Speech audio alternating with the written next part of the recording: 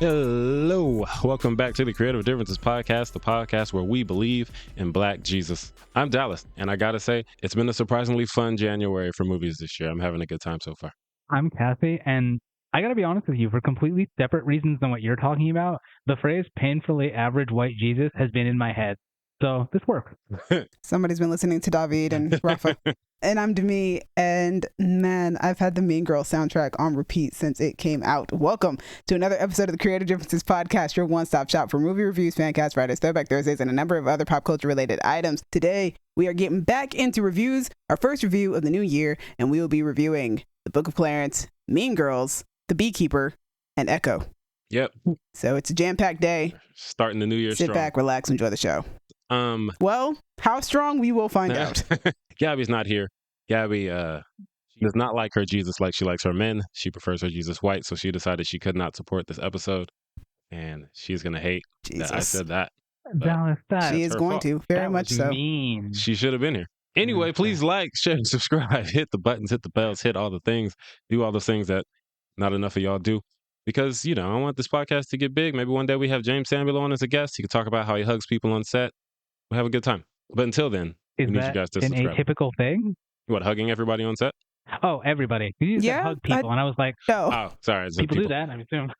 I mean, you know, directors range from nobody can sit down to I want to hug everybody. So there's a lot of area in between.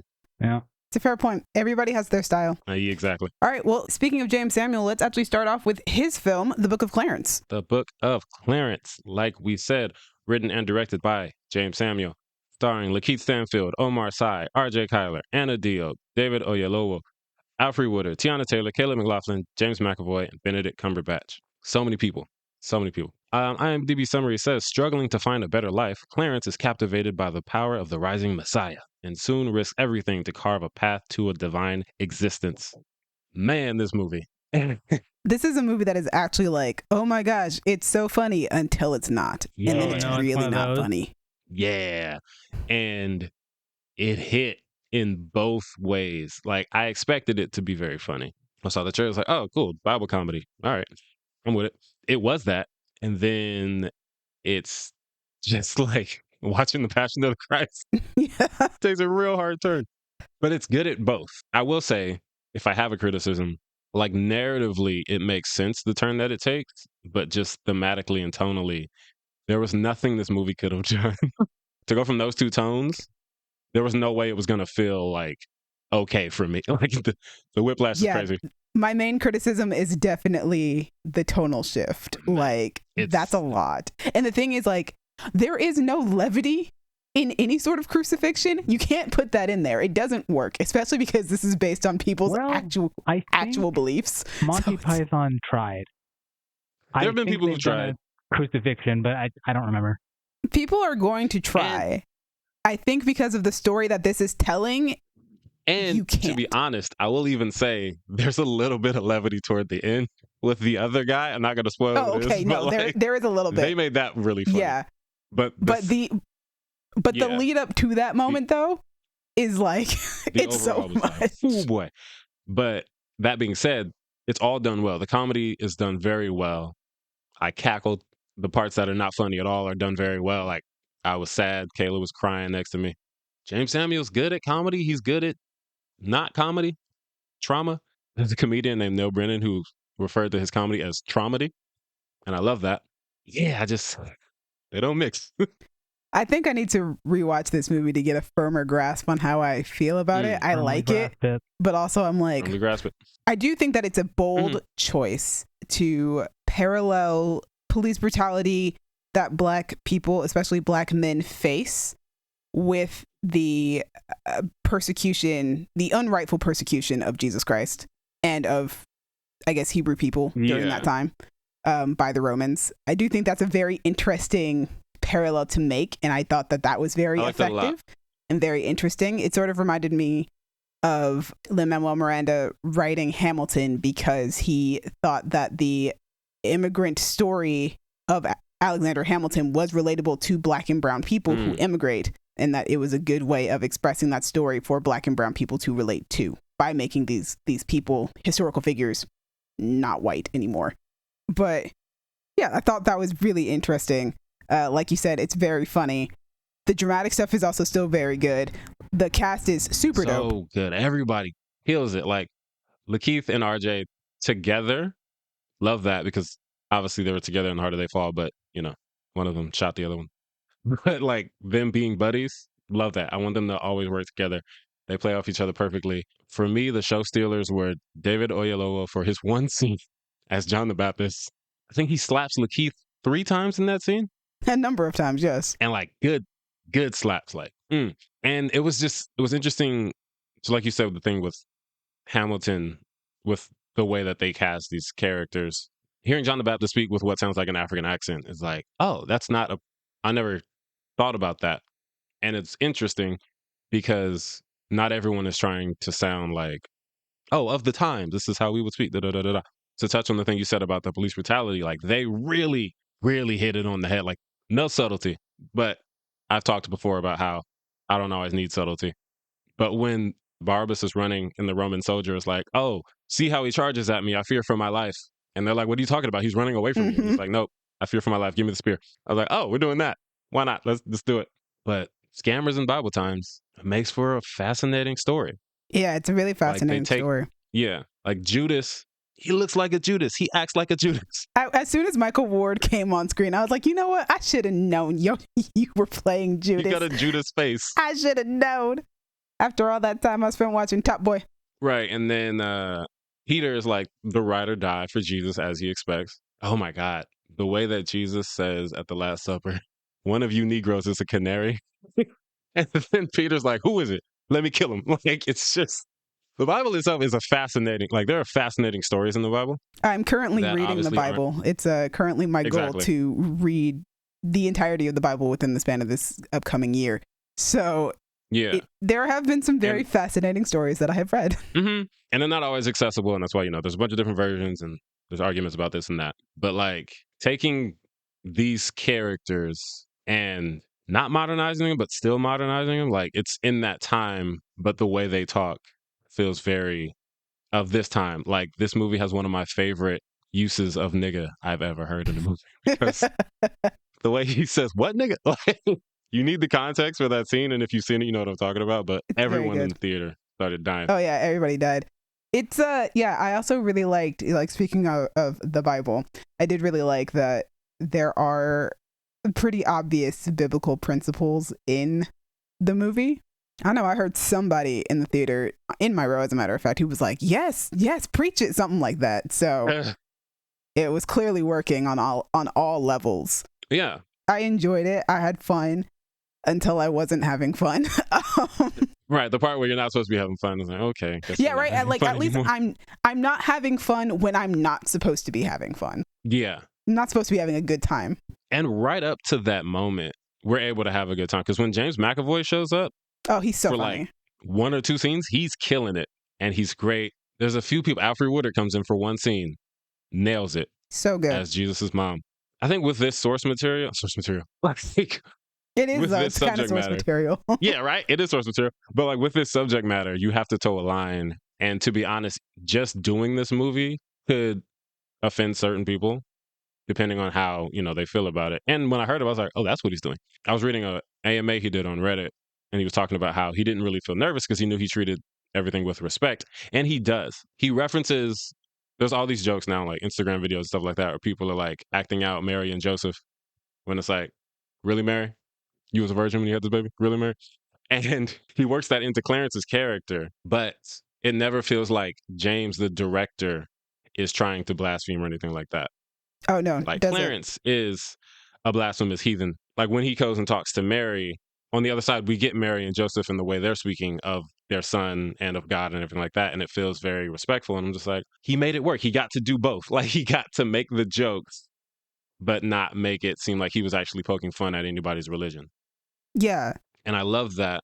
Another thing that I really like about this movie is that I just recently have discovered that I'm drawn to stories that are about, like, basically love, hope, belief, like bigger ideologies in that way, which is why I like mythic storytelling so much. And this movie is very much about, like, like, yes, it is also about the police brutality that I mentioned earlier, but it's also about belief and the power of belief and like what that means in like comparison to knowledge, to knowing something. What is faith versus knowledge or whatever? Like, it does kind of touch on that quite a bit with the character of Clarence, even versus like his brother, for instance, or the rest of the disciples, or just anybody in general in the movie who believes in God and the Messiah. So I also really like that aspect of the film as well, because that's very important, especially once you get to the end of the movie. That's kind of like the through line of the entire film.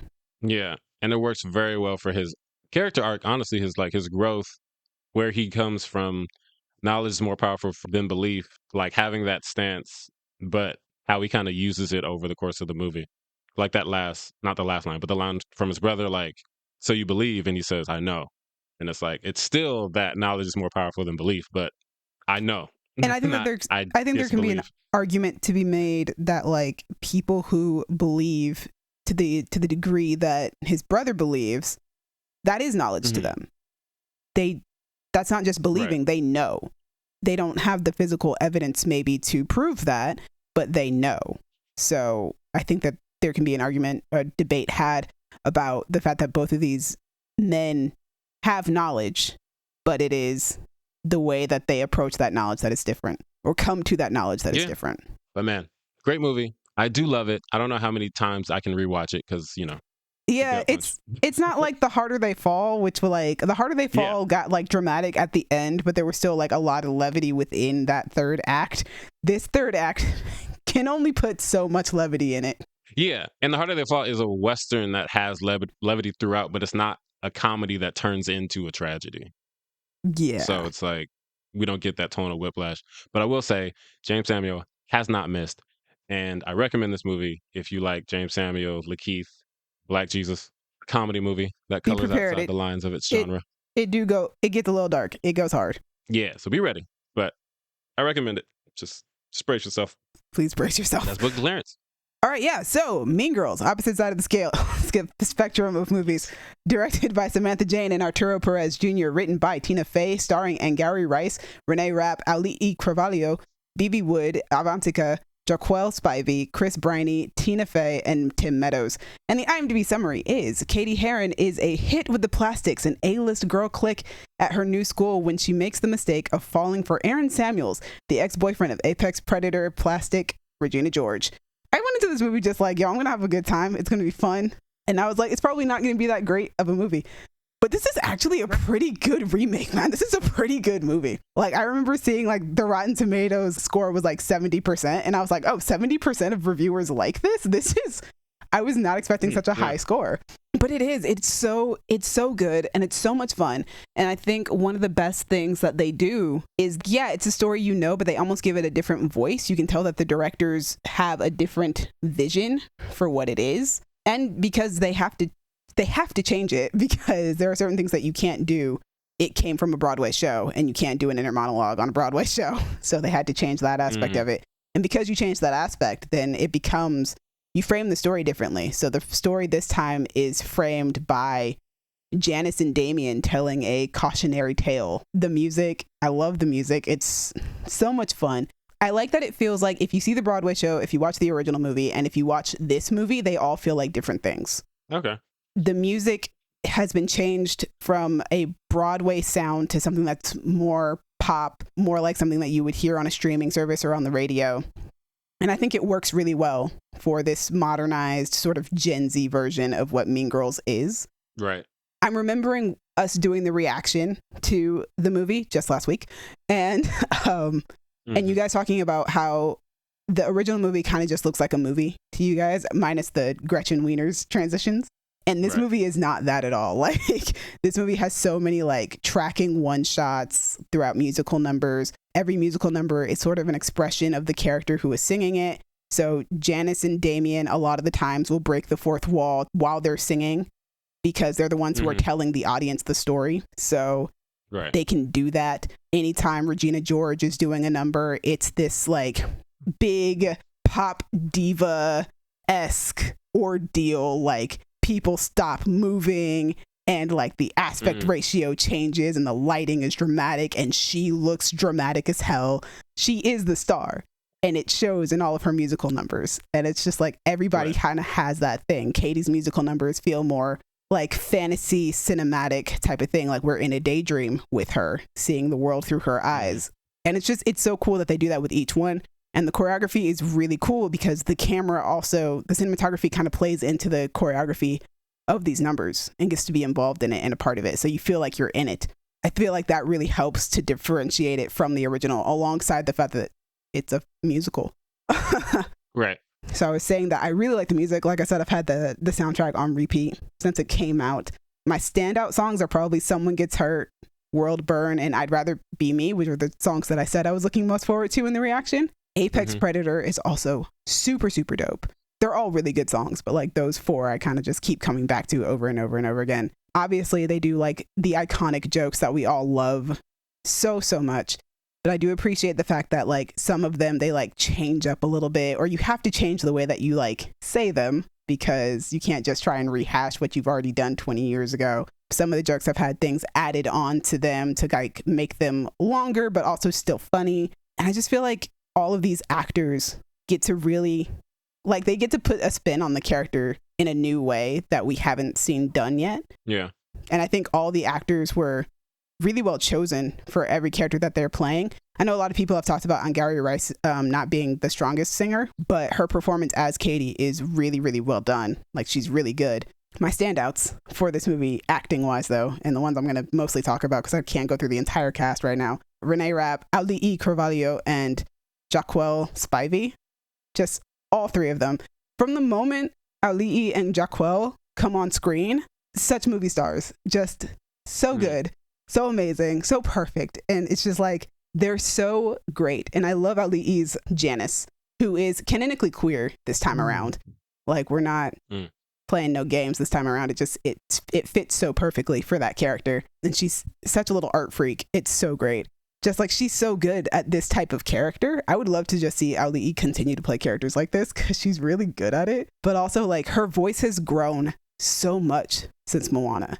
I so badly want her to go and re-record the songs from Moana just so I can hear what it sounds like with her more mature, like she has more control over her singing voice now. And like, it's clearly grown, like, her talent. And I'm just like, I want to hear what you sound like singing How Far I'll Go Now, because it's probably like even better if that can even be a thing.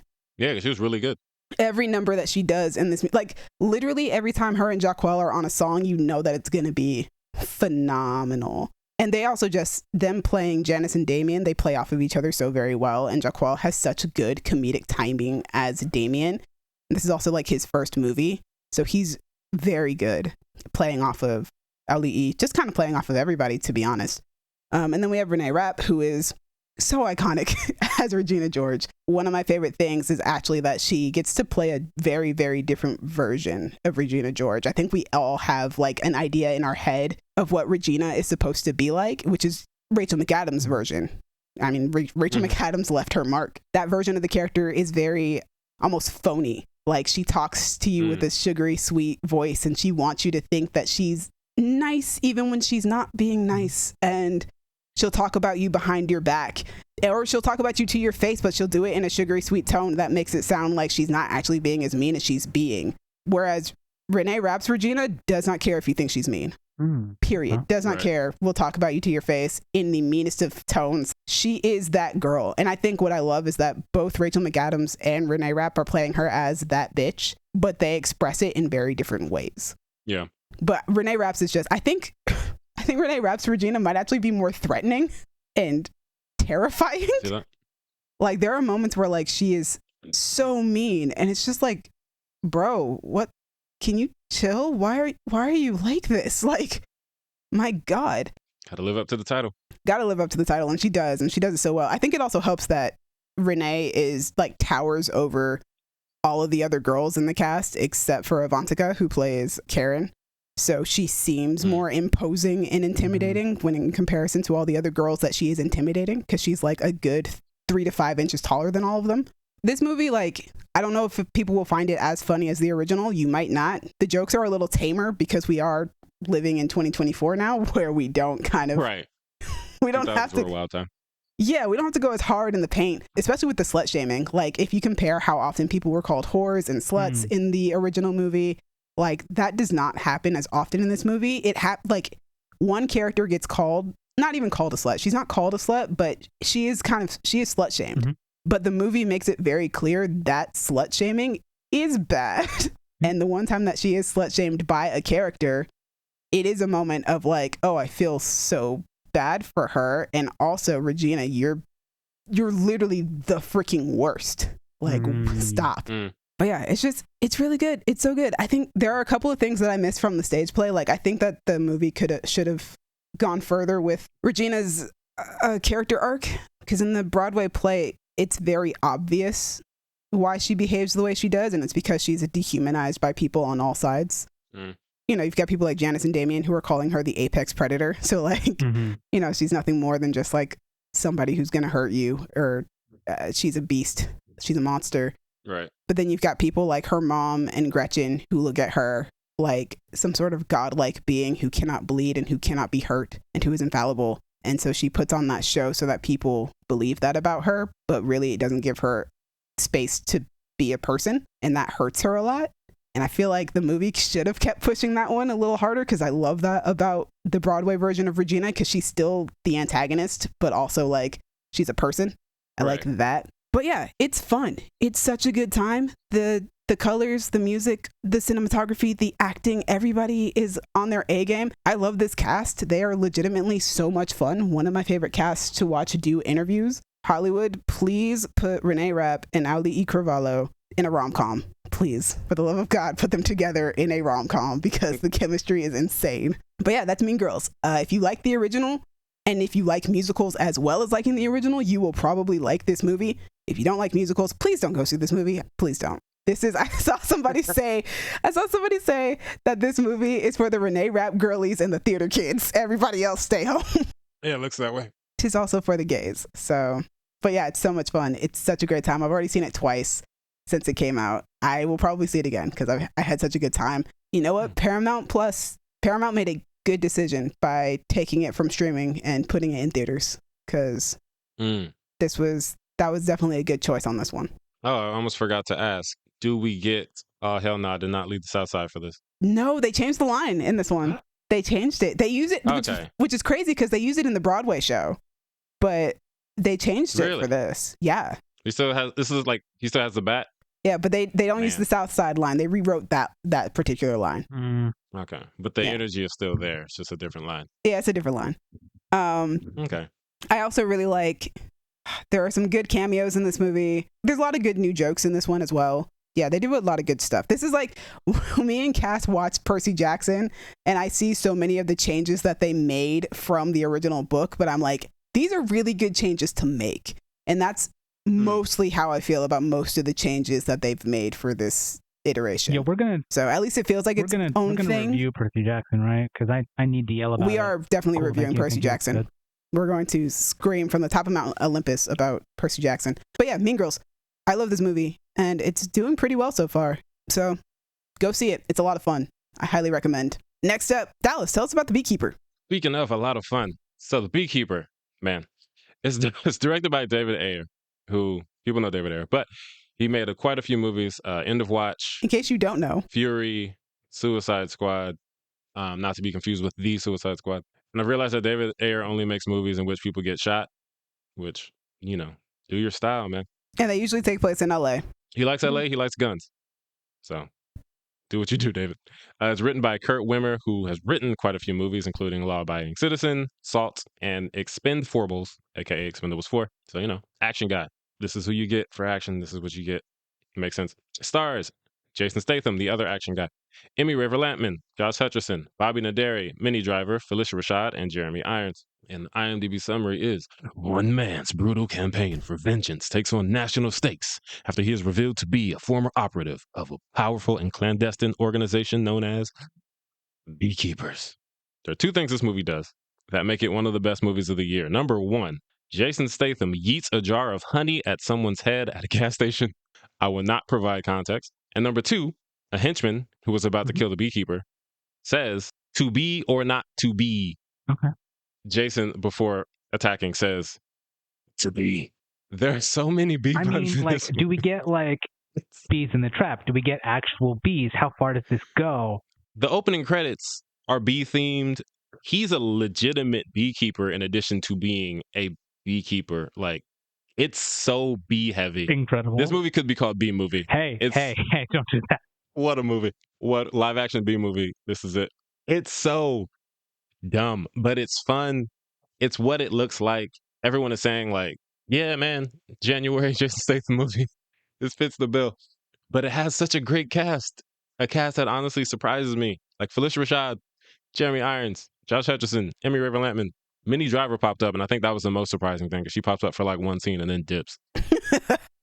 I do love Minnie Driver. So what? Was that Minnie Driver? Unfortunately, one of the best aspects of the movie for me gets fridged like to start the movie. It's kind of like the inciting incident. Don't love that, but it's an action movie. A lot of them start with someone getting fridged, and then the rest of the movie is revenge.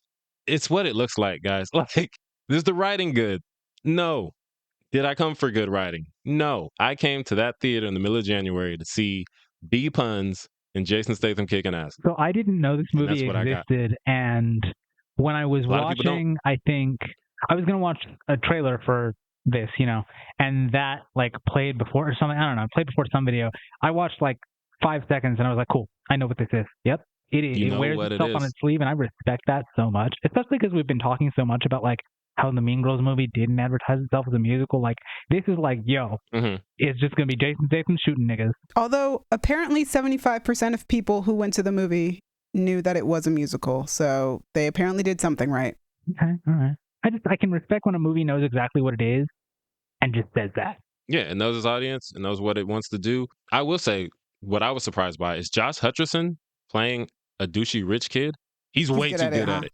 And I hate and love it because I love Josh Hutcherson. I love to see him act. I love his talent, but I hate seeing him like this, and I hope he never does it again. He's like not only a douchey rich kid, he's like a crypto bro. He's a scammer. He's a Nepo baby. He's just, you know, nepotism. There's nothing really wrong with it inherently because it's just how the world works. But he's the worst kind. Man. But hey, Jason Statham fighting, we love it. But speaking of Jason Statham fighting, I do have an issue. Rumor has it, the streets is talking. Jason Statham may have clauses in his contract that limit how badly he can get beat up on screen. Yeah, him, The Rock, and Vin Diesel. Yeah. Which is really weird for Fast and Furious movies. Right? Like, you guys are all fighting each other. But it's, one, that's lame. Wait. I get it for The Rock because... So is it like cinematically... Because, you know, whether or not they're doing their own stunts, is it like cinematically he cannot appear to get beaten up that badly? Yes. Yeah, like he can't take a certain amount of punches. He can't be certain amount of like certain levels of damage. So it's not even like he has to look like a badass. Not doing stunts. It's literally just his portrayal. Yeah, his portrayal, like him on screen. Oh wow, okay. Which is super whack to me. I get it for The Rock because The Rock came up in wrestling, where like getting beaten up can literally destroy your career if it happens too many times. Mm-hmm. But you made it out, Dwayne. You're fine. You can see that in movies like this because Jason Statham just goes through the movie beating everybody up. And I think in like an hour and a half, there's one decent fight scene because he fights like one person who's kind of a match. It's actually the guy who says to be or not to be. So that guy just gets all the best parts. That scene was good. But other than that, it's just you walking through a bunch of, like, you're playing the game on easy. And that's not satisfying for an action movie because I want to see you in fight. I get it for like Equalizer 3. Denzel is 70 years old and he is an actor. Jason Statham, you are a martial artist. Fight somebody who can fight, please. Yeah, that sounds... Because I remember y'all talking about how much you appreciated like the John Wick movies because sometimes he do get his ass beat. And I just feel like if you're signing up for an action movie, you should expect that sometimes you're going to have to face, like your character's going to have to face struggle in the fight. This is how it works. But also, if you're the lead of the movie, I already know you're going to win. So like... Right, bro. If you can get beat up a couple of times, I'm still thinking you're going to find a way to get through this, and you should. But when you don't even have to find a way to get through this, kind of disappointing. I need you to hit rock bottom, bro. Let this feel satisfying. Yeah, get hit by something. Or throw jars of honey at everybody's head. Because if you'd done that, this cinematic history... You're hilarious. Put this in the Library of Congress, because that yeet across that gas station was maybe the highlight of the movie for me. It is what it is. It looks like what it is. I recommend it if you like Jason Statham movies. Watch the trailer and you will know whether or not you want to see this movie. Yeah. If you like B-movie, watch this just because that's funny to me. Oh, also, shout out Amy Reverland-Lampman. She was really good. But they do a weird thing with her character where she has a connection to the character that got fridged, but it doesn't really come up in a way that feels that important. Like, it comes up in the beginning when the fridging happens, and then we see Emmy and like, oh no, But for the rest of the movie, Emmy is a character she's an FBI agent, and she's trying to catch the Beekeeper because he's a serial killer, basically. The reason the Beekeeper's doing this is because he also had a connection to the character that got fridged. So it's like, you guys are both not on the same side because she's the law, but it's just her doing things that are normal. Do they not have like a Martha moment? In a sense, it's weird. Like, I don't have time to get into all of it, but just know that most of the things that Emmy does in the movie are just what an agent would do in a movie that's trying to catch the character. And it's like, why have that connection if you're not really going to use it? I would say we didn't come for family connections. We came for bees and Jason Statham. You want some bees? We got some bees. All right, that's the Beekeeper. Lord of mercy. Actually, before we move on, I forgot one thing about Mean Girls that I super loved. The lighting in the movie, also for the cinematography, is crazy good. Like, Regina George will enter rooms sometimes and lights will start flickering like a horror movie. Goodness gracious. And it's amazing. And then also, like, the scene where we all know, like, the "you can't sit with us" scene. Like, if you think about what it looks like in the original, which is just, typical cafeteria, all well lit and warm and all that stuff. In this movie, they have like dramatic, soft lighting from the windows, and it's kind of dim in that cafeteria, and it's cool lighting. And I'm just like, whoa, okay. Cinematography trying to give us the message here of we've reached a very dark point. I appreciate it. Okay. Yeah, they were like, we're doing something with our cinematography, and I appreciate it. But yeah, flickering lights whenever nice. Regina enters a room is crazy, and I love it. Also, there is a lot of flickering lights during World Burn, so warning for anybody who that might affect, because there is a lot of it. There's a lot of flashing lights and fast cuts and stuff like that. So just be aware before you go see that movie if you plan to go see it. Last up, we have Echo, the latest MCU project. Echo, I got through it yesterday. Echo is showrun by Marion Dayer and Amy Rardon. I say showrun because I couldn't figure out who created this daggone show. And it stars Alcock Cox, Chask Spencer, Tantu Cardinal, Graham Greene, Devery Jacobs, Cody Lightning, and Vincent D'Onofrio. And the IMDb summary is, Maya Lopez must face her past, reconnect with her Native American roots, and embrace the meaning of family and community if she ever hopes to move forward. That's like the B plot, which is actually sounds like a B plot. One of my main issues with the show is that is a B plot that doesn't really get fleshed out as good as it should. Marvel, please give your shows 8 or more episodes, because 6, or in this situation 5, is really not cutting it. Like, how long is each episode? Why is that 5? That's weird. What was that? How long is each episode? I mean, each episode is like your typical streaming, like anywhere between 40 to an hour. Okay. Yeah. Still, though, that feels very short. It's very short, but also it's more like 4.5 episodes, or maybe 4 2/3 of an episode, because the first episode is a lot of cutting and pasting from Hawkeye, because it's recapping what we've already seen so that people can catch up. So I'm watching the first episode, and every time information that I've already seen comes up, I'm just like, I know this. And I know that whoever hasn't watched Hawkeye probably doesn't know this, but I wish that there were a better way of bringing that in, because it feels like montage. And it just feels like, we're cutting from one place to like another place to another place to another place to another place. But the new stuff that they put in there, sickening. The fight scene in the first episode where she goes in to do a job for Fisk and Daredevil shows up, the business. Fantastic. Loved every second of that. That was great. Oh my gosh. That's what I came to the show for. There is not much of that for the rest of the show. Which is wild, because I feel like I didn't see that much marketing for this, but like what I did see was like, ooh, we're getting to look with it. Let's fucking go. You want to see people get whacked? Let's go. This is it. So it's surprising that there aren't that many like fights. Nah, it's like that first episode and like episode 4 where they have a flashback of Fisk beating the crap out of some guy for Maya. So for me, the best part of the show is, Maya. Alcock Cox is so good. She was the reason why I wanted this spinoff in the first place, because she was so good in Hawkeye, because she was so engaging as the character. And so was her relationship with Vincent D'Onofrio's Wilson Fisk.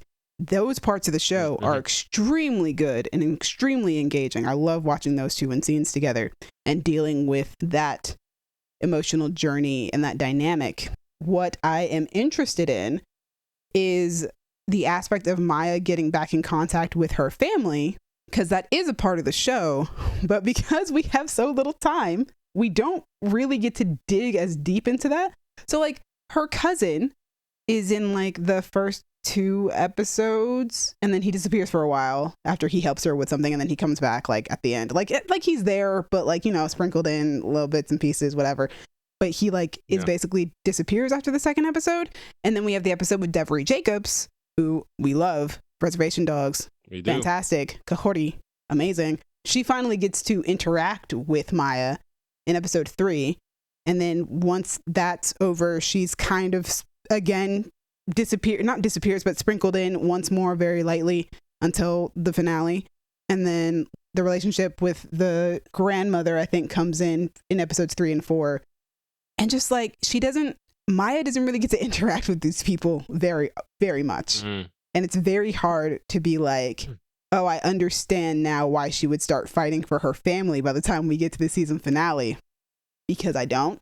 Because we didn't spend enough time doing this. And I would love to feel like this is satisfying and that I believe it. But we had so little time to actually focus on that it doesn't really hit or pay off by the time we get to the end of the show. I mean, you kind of said it, but it sounds like what would help with that would be more episodes. More episodes. And that's the thing. The consistent critique of these Marvel shows across the board, no matter which show you're watching, everybody's like, there's not enough episodes.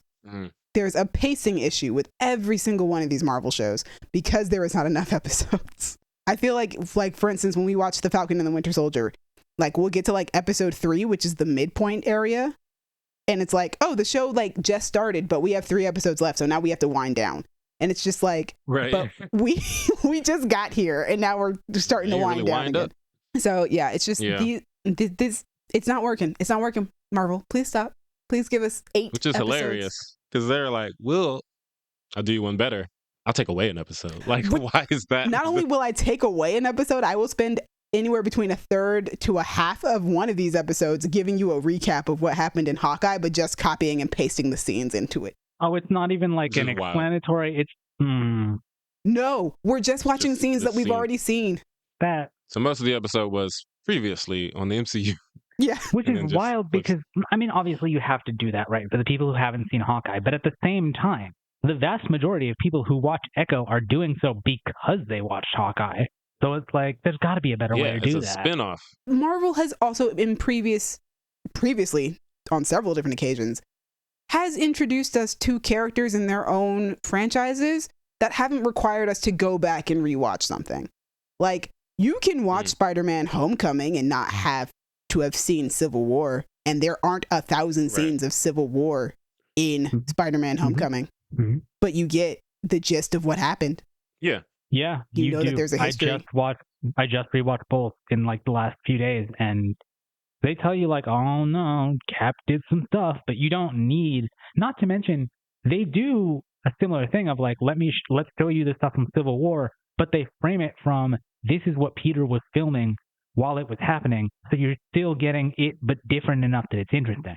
Yeah. Right. Also, there's a spiritual, mystical aspect of Echo that I was not anticipating. I thought it was going to be a very grounded show, but literally from the moment the show even starts, there is a whole mystical, ancestral thing happening. That's awesome. And I'm like, this is interesting, and we don't have time to really dig into this at all. Like, we don't have time for her family. Yeah. We don't really have time for her culture.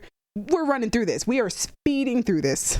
It's a mixed bag. There's some really great stuff in there. And then there's like some stuff that I'm like, I wish we had more time to do this. The performances are excellent. I still think Alcock Cox is so good as Maya Lopez / Echo.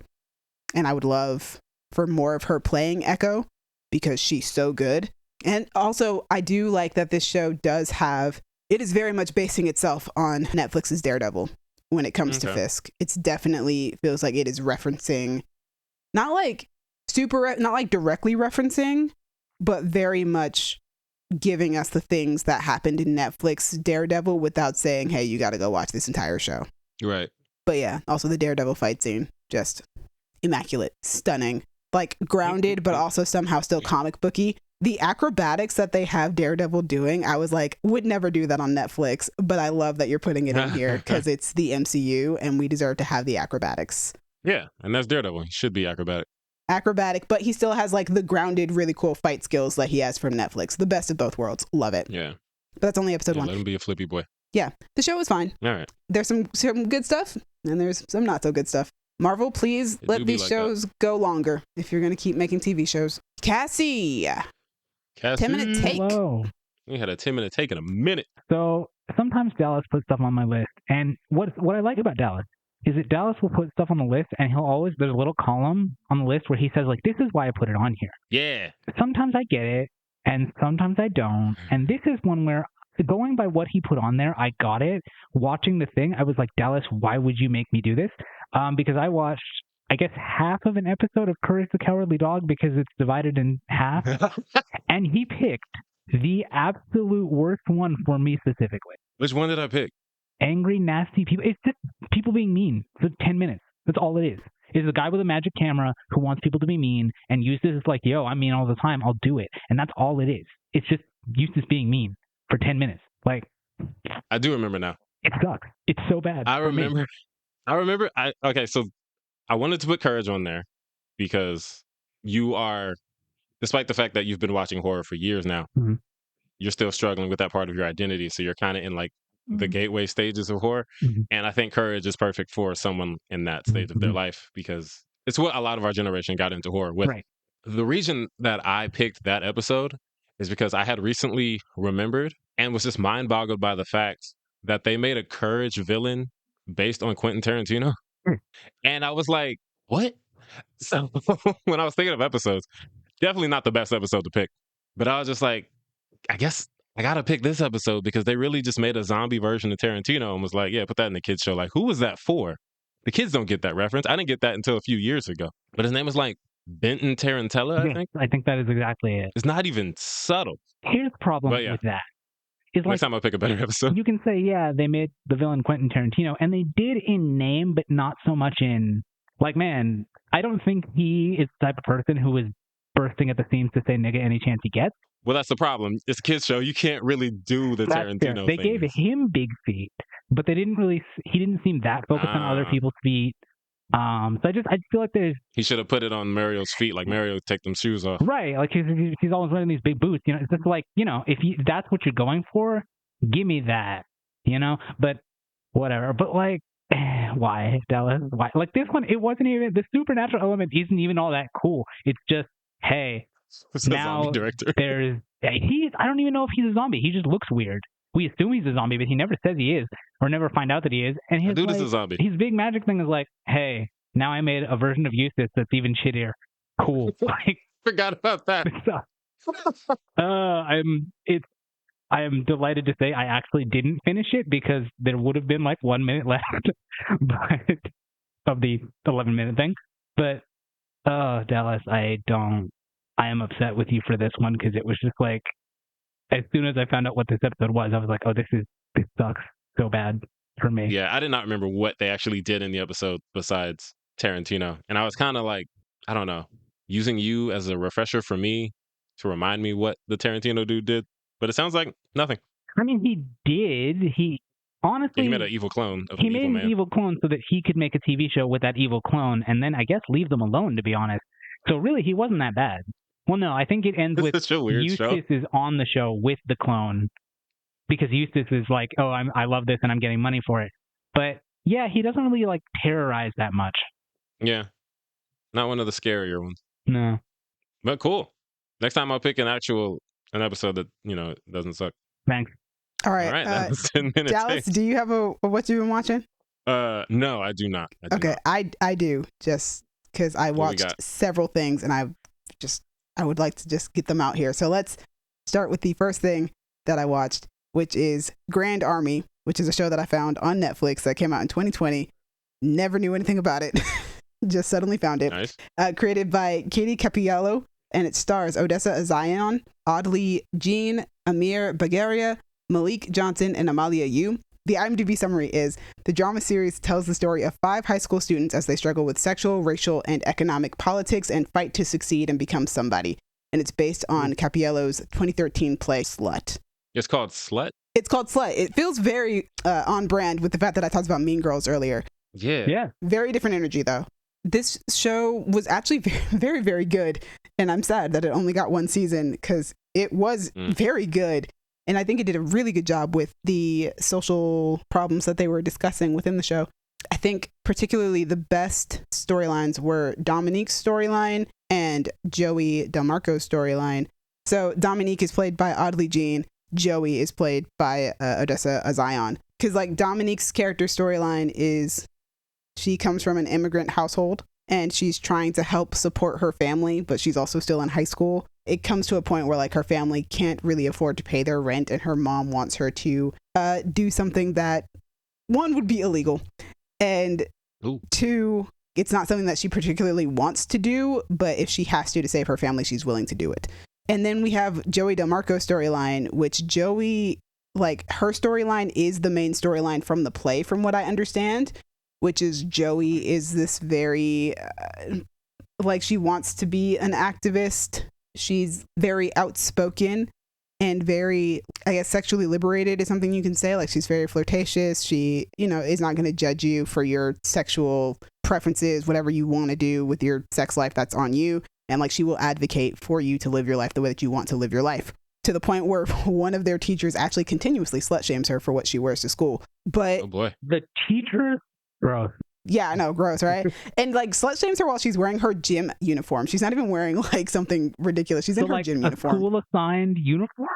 Yeah. I don't understand. Did she like crop it? Did she? No, she's just in her gym uniform, and they had an emergency because the bomb goes off a few blocks away from their school. So they're in lockdown, and so she didn't have time to change. She's just in her gym uniform, and her teacher just straight up slut shames her. And the teacher was like, "You look like a whore." The teacher was basically gym uniform. The teacher was like, "Why do you dress like that? Like this, and that." Like, and she's like, "I'm in my gym uniform." Because it's PE class, nigga. We all dress like this. She was like, "I had dance practice, and then I had to come here. Leave me alone." Man. But anyway, the point is like the main storyline of her from the play is her storyline, which is that she is like this very outspoken, sexually liberated girl who, spoiler alert, but also a warning for anybody who even would seem interested in the show, ends up being raped by 2 of her guy friends. Good. They do such a good job with that storyline though, because they introduce us to her as like this very outgoing, outspoken character, and then once this happens, we watch like how like she goes through this downward spiral. And there's even like instances of like how like the system doesn't really help women in these situations and how the system is very built against them, but also about the personal consequences that she faces and how she handles it and how her family has to handle it. Because one of the guys who did assault her lives in her building. Ew. And so just like all the parameters of that. And that's just 2 of the stories that this show does. I've told people that like, if you've seen Euphoria, like Euphoria is kind of the popular teen high school show right now. Right. It deals with like high school issues. And I think that what Grand Army does better is that they're not sexualizing their characters. Even the sexual assault scene, while it is graphic because we can see it, it's not graphic in the sense that there's any sort of nudity or we're seeing like where body parts are going or anything like that. We're just kind of watching her reaction as it's happening. And we're kind of in that moment with her. So it's graphic in that sense, but not graphic in the sense that we're exploiting people's bodies to show you what happened. Right. And also, like, they deal with a lot more social issues like racism. There's almost a little bit of a storyline about the school to prison pipeline system in there as well with one of the storylines. There's a lot of really good social commentary within the show with these 5 different storylines that they have. I just happen to think that Dominique and Joey's are the ones that are most interesting and the ones that are most well written and catch your attention the most. Because they're also like 2 of the bigger characters on the show. But all 5 of the stories are really, really interesting and really good. And I think they all come from very personal places instead of just being, here's a general story about this. It's also, let's look into all of these characters' different personal responses and their emotional reactions and how these things affect them personally, as well as like on a grander scale as to what this is. So that's Grand Army. It's on Netflix, came out in 2020. It's a season long, very short. And while I do wish it had gotten a season 2, it does kind of end in a place where like it's not like a big cliffhanger. So it could be seen as just a general, like really good wrap up for the show. So yeah. All right. Nice. Oh, wait, time out. I have to add this to Cassie's 10-minute take. Oh, yeah? Cassie, yeah. I want to apologize to you and to the listening public. I put the wrong episode on the list. Benton Tarantella, Zombie Tarantino, is in 2 episodes. The one I sent you is the second one. What? The debut episode is called Everyone Wants to Direct, and it's about this zombie coming back and wanting to basically essentially make a snuff film. Sometimes this show didn't really feel like a kid's show, but it was like, I want to make this movie with you guys. And then we find out that his real plan is to resurrect his zombie directing partner, and then they want to eat the family. I don't think you would like it. Sounds like Denise like watch that one. Everybody wants to direct. But, I mean, there's elements for both of you. Like, there's the filmmaking stuff for Demi, there's the cannibalism for you. It's the whole thing. I will say it wasn't just about a dude being a dick. So, my bad. I picked the wrong one. I forgot that this character is in 2 episodes. Gotta add that to the list now. Yeah. Damn it. That's on me. All right, trailer tracking and news recap. Let's run through these trailers really quick. Tracking and news. Our first trailer, what was our first trailer? 3 Body Problem. This is a movie or a TV show? TV show from Netflix. Okay. Cool. There's a lot going on. Where, I can't remember what it was, but we were talking, I think, a few weeks ago about something, and like the audacity of referencing certain people involved, and this one, from the creators of Game of Thrones. Like, I get it. I do. They made, I would argue, 5 seasons of a great show, and then 2 seasons of an okay show, and then 1 season of a shit show. But it's a choice. Mathematically, that's, mathematically speaking, it's a B. More good than bad. Yeah. It's like a B. Yeah, I'm super excited because I don't know what's happening. I watched this trailer and I'm like, if I didn't know that this alien was about if I didn't know that this book was about aliens and math, that's all I know about this. That's honest to God all I know. And so I watched this trailer and I'm like, so aliens will be involved somewhere in here, and I see some countdown, so some math is involved, and there's some scientists, and I have no idea what's happening, but I'm very intrigued by the fact that I have no idea what's happening. I'm in it for the vibes. I'm in it for the vibes and for the mystery, because I don't know what this is. I'm in it for Asa Gonzalez, but yeah. I don't know what was going on. I got no idea what's going on. But, I mean, you'll let me know. Speaking of things that happen to feature Asa Gonzalez, she is also in Mr. and Mrs. Smith, which recently just got a trailer. Mr. and Mrs. Smith. I am super excited because I was excited when they said Donald Glover's doing it with, was it Phoebe Waller-Bridge? And then that became Donald Glover and Maya Erskine. And I was like, I'm still excited because I was excited for Donald Glover. And now I'm a fan of Maya Erskine because of Blue Eye Samurai. So now I'm even more excited because I like Mr. and Mrs. Smith. I'm super hyped. I love the trailer. Starts with love and happiness. Always love a love and happiness needle drop. The supporting cast is great. They just keep showing people who are in the show. Aldano's here. Asa Gonzalez is here. John Turturro's here. Alexander Skarsgård is here. Last time he worked with Donald Glover, he was being a weirdo. Michaela Cole is here. Ron Perlman is here. Sarah Paulson is here. Everybody here. I like, what's the best way to say this? When you think of 2000s spy romance thriller comedy with Brad Pitt and Angelina Jolie, right? Brad Pitt, Angelina Jolie, and then you think of that casting, and then you think of Donald Glover and Maya Erskine, you're like, different direction. Mm-hmm. But it feels like the show in general is going in a different direction because of that last scene when they're trying to stuff a body into a bathtub and clearly can't handle it. Narratively, it's also different. I was more like, these characters don't feel the same, but I like that. I'm excited for this one. I can't wait. Last trailer is The Gentleman. Guy Ritchie, The Gentleman. It's a TV show. It's going to be on Netflix. The teaser doesn't give you a whole lot, but it gives you Giancarlo Esposito's voice, which is always a selling point. And he's talking about basically, English people are a bunch of criminals. That's not what he says, but he does say refinement with aggression, which I love that line because I feel like it's the perfect distillation of The Gentleman, the movie. Having seen that movie a bunch of times, I get excited for this trailer because I know everything that's in the movie, and just seeing, like, it doesn't tell you a lot, but it shows you a little bit of a lot. Like, there's clips going really fast and it's like boxing, weed, blood, violence, hot people, the gentlemen, British people in it. Like, I'm excited. I can't. I've been waiting since they announced the show. I've been hyped the whole time. So just good time for me. I love it so much, and it was such a surprise for me. And now I get to watch it via TV show. My wife. Oh, Matthew McConaughey. Great. Guy Ritchie not only has The Gentleman coming out, but he also just recently cast Natalie Portman and John Krasinski to play twins in a movie called Fountain of Youth, where they will be searching for the Fountain of Youth. And I'm assuming it's going to be like an adventure, treasure hunting type movie. I'm at a point where pretty much anything with Guy Ritchie's name on it, I'm going to watch because, well, that's not true. Because I didn't watch that one movie he made about like the army man. I think it was Jake Gyllenhaal. It just looked really serious and good, but like not what I wanted. He has a style, and I saw that trailer, and I was like, it doesn't look like a Guy Ritchie movie at all. But if you can do both, do both. But yeah, this, I love John Krasinski. I really, really like Natalie Portman. Like, I like serious Natalie Portman. I like scary Black Swan Natalie Portman. I like SNL, ridiculous Natalie's rap Natalie Portman. She has a lot of range. Whatever this movie turns out to be, those two are going to nail it. John Krasinski and Natalie Portman. And Guy Ritchie, he's great. DCU news. Let's do what the streets are saying, because that's how it's written on here.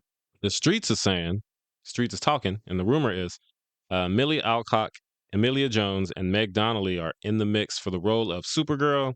They are testing or talking, whatever it is you do when you're in the mix. Now, obviously, the joke with me when it comes to DC is bring out the whiteboard, because what the hell are they doing over there? But I just feel like, regardless of the whole DCU and now it's James Gunn and blah, blah, blah, you couldn't just bring Sasha back? I mean, girl got one movie and not even a full movie. Yeah, I mean, I totally agree. Like, I've said it on the podcast before, I was a super huge fan of what Sasha Calle did with the character, and I was definitely rooting for her to come back, which obviously that is not happening. But I do really love the options that they have put out for, like, if we get Millie Alcock for Supergirl, I will never stop talking about it. I will talk about it for weeks. She is so good on House of the Dragon. She was on my favorite actors list the year that show came out. I just finished watching a show that she did called Upright, and just her range between the two of those are phenomenal. I don't know much about Emilia Jones, so I can't really talk on her. And Meg Donnelly I've only seen in like Disney stuff, but I do know that she apparently has done the voice of Supergirl in some projects for animation, so she clearly knows the character. Yeah, I know that she's worked. Yeah, I know that she's done stuff like that before. I can't remember which things she did exactly. Yeah, I'm not super familiar with any of these names. I've heard them all before, but I don't know them very well. I think Sasha did a really good job as Supergirl. I can see why they maybe wouldn't bring her back, because Supergirl and Superman are kind of tied with the family thing, and it's like she was Henry Cavill's cousin, but I guess from a different world or something. I always feel bad when it's like, oh my God, someone got cast to play this iconic, huge role, and then they didn't get to do it for very long. I don't know. Yeah, I feel like a lot of the reason why they probably didn't bring Sasha back was because of like the major backlash that the Flash movie got. Unfortunately, I didn't think it was that bad of a movie, but I mean, people went off. It is funny that you mentioned that though, because I was funny enough, I was talking to my friend West, she asked me if I was going to reference her in this episode, and I said no, but apparently I am. Surprise. So yeah, surprise. But we were talking about how Anya worked with Henry Cavill on The Witcher, and we were wondering if maybe that caused her any hesitance of joining the DCU. Our big DCU news is actually that Anya Chalotra is joining the DCU as Circe in Creature Commandos, and probably going forward on, seeing as that is a Wonder Woman villain.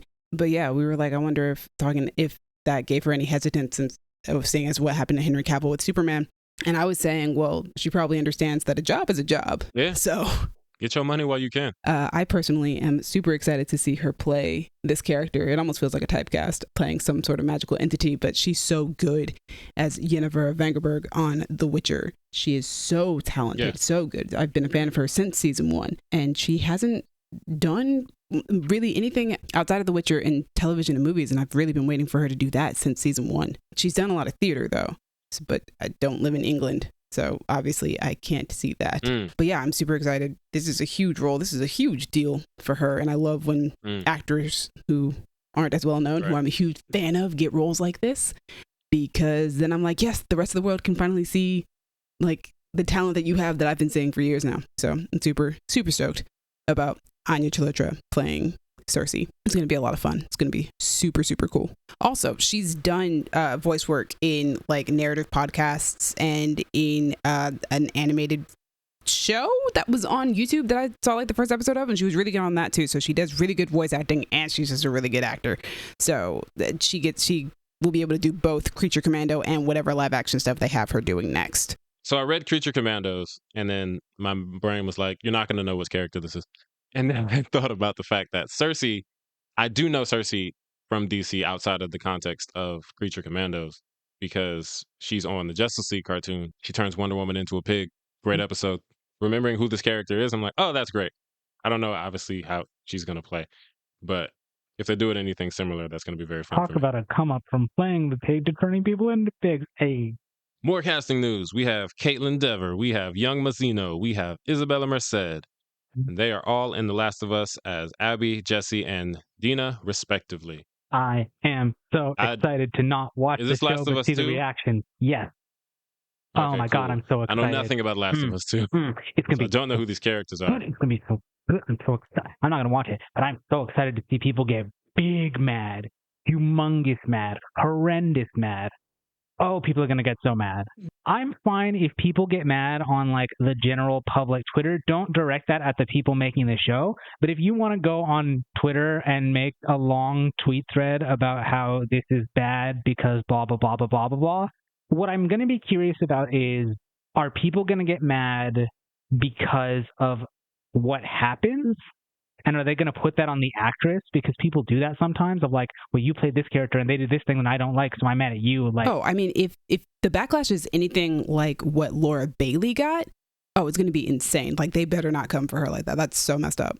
What did Laura Bailey do that made people yell at her like that? Laura Bailey oh, God. Yeah, it's going to be the same. I 100% think it's going to be the same. Oh, it's going to be worse. It's interesting, though, because, like, Kaitlyn Dever, I look at her, and I don't think she's a brick shithouse who could end my entire life, but maybe she can get there. Time out. I need clarification from Cassie. What? When you say choke me energy, you mean she gives off energy wanting to be choked, no. Or she gives off energy that makes you want to say choke me too? That one. Okay. Got it. Yeah, we needed the clarification. That said, they also cast Dina, which is lovely. I'm excited for that. I feel like people are going to be mad at that too for different reasons, but oh well. And just, homophobe. But get it, Dora. Get it. I watched season 1. Thought it was good. I'll keep watching. I'm so excited. It's funny because both Kaitlyn Dever and Isabela Merced are actresses that I'm like, I like you, but I'm not sure why. Like, I haven't seen you in a lot. Like, I've seen Isabela in that terrible Transformers movie. And Dora. And in Dora. I didn't like either of those things, but I like her. So it's like, I can't point to be like, oh yeah, she was in that really dope thing, or she was in that really dope thing that I saw. It's like she was in some good things, but I don't know. She's going to be in Madam Web, so maybe she'll be great in that. And she's in the new Alien, whenever that happens. Oh, is she in Romulus? Yeah, she's in Romulus. And she's in the Nut Job too, Nutty by Nature. You just wanted to say the title. Do you guys remember when we had that comment that was like, really, really invested in the Nut Job movie? Oh, what a time. All right, going over to YouTube on our favorite actors of 2023. Tyler says, Nicolas Cantu will probably be recast in sequels because he was revealed to be homophobic. That sucks. It always sucks when someone is homophobic because homophobia is bad. Oh, that was the one where y'all didn't get what I was saying because it was a sentence of gobbledygook with the dream thing. Yeah. Yeah. He's like feuding with a dream fight or whatever you said. And yeah, I got the context later. That's bad. Nicholas, don't be homophobic. Stop it. If you're listening, stop. All right, moving on. To our favorite shows of 2023, Adriana, a.k.a. Kitty Lynx, great name, says, okay, but Bluey slaps as an adult. Low-key healed so much of my childhood trauma, LOL. Honestly, I hear... all I keep hearing is that it slaps. Not childhood trauma, but yeah, I hear adults being like, yo, I was watching that. I put this on for my kid, but yo, it kind of slapped though. He don't miss. I just heard great things about Bluey. I'm so happy that it's so good, according to everyone. Next comment is on our Mean Girls reaction from Pablo Escobar. Probably not that one, but maybe. Pablo, the drug lord, says, please do first-time watching reactions. And who am I to say no to a drug lord? Here's how much he values his life. Yes, fortunately, Cassie doesn't really watch movies. Yeah. So there's a lot of things that Cassie ain't seen. And we do already have one coming up for Gabby. Yeah, there's one particular movie that Gabby refused to watch. And now we're going to make her because we are good friends. So yeah, we got some of those. As far as things that none of us have seen, that we're all watching for the first time, that's tough because Demi watches movies like people eat food, like it's part of her survival. And yeah, I also watch a lot of movies. So there aren't a lot of things that none of us have seen. Unless we go to like foreign films. Yeah, let's get films foreign without actors that Demi really likes in them. What are you talking about? I sometimes just watch foreign films to watch foreign films. I just watched Godzilla -1 and I didn't know anybody in that movie. Stop watching movies. But they hit the blind spots of all four of us and then just like, bam, watch that one movie, whatever it is. But yeah, that's different opinions. Shout out to the comments. Keep them coming. Yeah, thanks, please. y'all. And thanks for, telling us about Bluey and homophobes. Not related, obviously. But yeah, that's it. We did it. Thanks, audience. Thank you for listening to us jabber at each other. Thank you for sticking around. Thank you for the comments. Thank you for all that fun stuff. Crown Digital, Brandon and Io, thank you for putting us on Spotify and Apple Podcasts. Demi, thank you for editing and putting us on YouTube. Watching Echo, because I honestly haven't started it yet. I'm going to get there, though. And watching Mean Girls, because Cassie couldn't leave her house because she lives in the North Pole. So it's too cold for her to go outside and watch a movie. I mean, I don't live in the North Pole, but yeah, it's cold. It's still cold. Yeah, it's north of us and it's cold. That it's not the North Pole? Yeah, I'm sure. Look at a map. Audience, what'd you think of the movies, the shows, the Mean Girls, the Echoes, the Books of Clarence, the Bees? Tell us. Tell us if you saw any of that. Tell us what you liked. Tell us what you didn't. Oh, quick question, Dallas. Mm-hmm. Did they make any use of black and yellow? No. Disappointingly, no. I feel like a different director might have. Yeah, I don't know if David Ayer is really about that right. Wiz Khalifa life. Which is funny because Wiz Khalifa is on the Suicide Squad soundtrack. But that doesn't help my argument, so disregard it. Anyway, talk to us about bees. We are on Twitter at y'all_different. We're on Instagram and Tumblr at Creative Differences Podcast. We're on Facebook.com/Creative Differences PC. And we're on TikTok at Creative Differences Pod. If you want to talk to me about Jason Statham doming somebody with a jar of honey, find me on Twitter and Instagram at King Named Simba. Okay, I have something. It's just terrible and I don't quite know it. If you, like me, have been on the internet for too long and are thinking more of a more infamous man in jar incident, talk to me about it. You can find me on Twitter and Instagram at SassySoothsayer. Okay, so I'm going to get really specific with mine. What I really want is if you are specifically Renee Rapp, or if you are somebody who can get a movie greenlit, a rom-com greenlit that stars Renee Rapp and Ali E. Carvalho, please contact me on Twitter at Demi_Joie. Joie spelled Joie. Thank you guys for listening to this episode.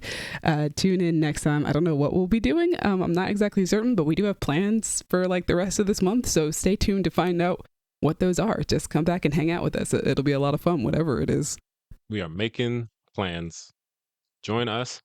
Gonna have questions for Cassie off mic about that jar thing. Mm-hmm. Oh, anyway. And also, 1 second. Thank you to Ali E. Carvalho for her very lesbian Janice. And also thank you to Renee Rapp for playing Regina George as a lesbian because, yep, that's absolutely what we all needed. It's been different. Bye. Bye. All right, we have a question for everyone. It's not targeted this time. If you can take any movie, any established movie that's not a musical, and remake it as a musical, what do you choose? I'm choosing Dune. I think that would be so funny, so hilarious. Oh my God. Oh, I hate that. In the style of 80s Dune or in the style of New Dune? Well, I think, no, actually, I would do it in the style of New Dune, with Hans Zimmer's music being the inspiration for the rest of the musical numbers. I just think that would be so amazing. Just the visuals and stuff, but it's a musical. Interesting musical. Yeah. Make something a musical, but I feel like, oh my God, it's like there are so many good options. So, okay, I'm going to say something, and Dallas is going to go, nah. This is not a movie I would watch, but because I think it would be funny, and I want the marketing to be the same way with Mean Girls, where they don't really emphasize the musical stuff, The Exorcist. Oh my God, that's the best answer. My answer was 50 Shades of Grey, because just singing the line, "What's a butt plug?" would be hilarious to me. But The Exorcist is hella bad. All great answers. We should greenlight all these immediately. Hollywood, John Hollywood, wherever you are, let's get working.